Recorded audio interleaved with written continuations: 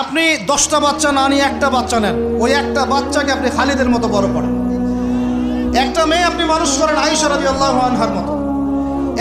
একটা স্ত্রী নেন, আপনি একটা স্ত্রীকে আপনি খাদিজার মতো বানান ইনশাআল্লাহ। একটা প্রজন্ম আমাদেরকে গড়ে দেন।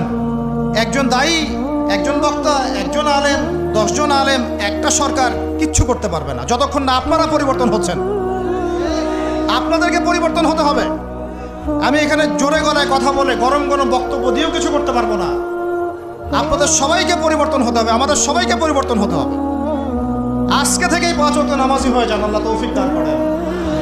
কোরআন হাতে থাকবে সব সময়, যখনই সময় পাবেন কোরআন তেলাওয়াত করবেন। কোরআন আপনাকে আল্লাহর দিকে নিয়ে আসবে ইনশাআল্লাহ। সুন্নত থাকবে, চেহারা থেকে শুরু করে দাড়ি ছেড়ে দেন, টাকটুর উপরে কাপড় উঠান।